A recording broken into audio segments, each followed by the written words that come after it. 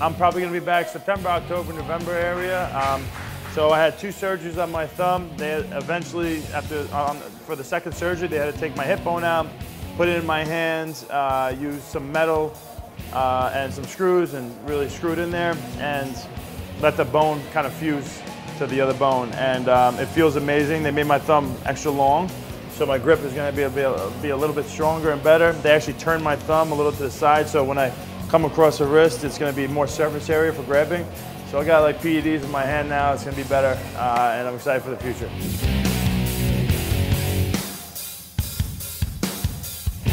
I think I actually am the #1 contender right now, and I would have the chance to fight for the belt in November at Madison Square Garden. Seems like it would be a great place, great time for both of us. He's coming off a hand injury.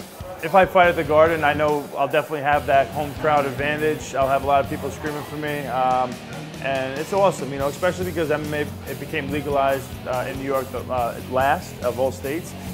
So for the longest time, I was never able to fight in my hometown. So to fight at MSG, especially for a title, is really a dream come true. Romero came out, first 2 rounds didn't do anything. We kind of just ate shots and was trying to conserve energy. And then all of a sudden, the 3rd, 4th, and 5th rounds might have been some of the best rounds we've seen in fighting. Both guys were hurt. Romero was getting head kicked. He was landing big left hands. He dropped Whittaker, I think, 2 or 3 times. It was very back and forth, and ended up becoming a split decision. And Whittaker ended up winning, but it could have went either way.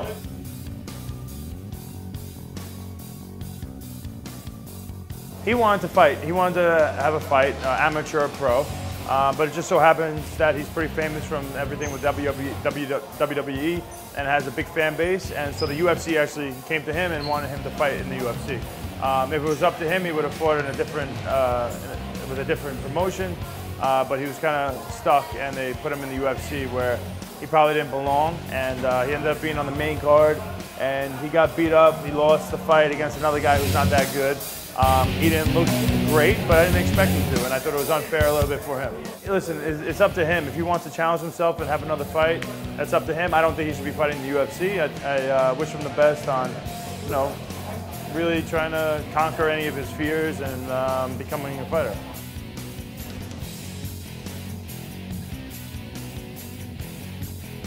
She did amazing things in her fighting career. And now she's in WWE. She retired from fighting, and she's doing amazing in WWE. Right away, she's like tag teams with Kurt Angle. You know, she's doing a great job, and I think her future is very, very bright within the WWE and also like any form of entertainment. She was the first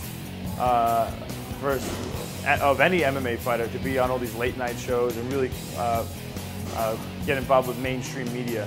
And now to see her be inducted to the Hall of Fame for the UFC is huge, and it's definitely something that she deserves because she did so much for the sport.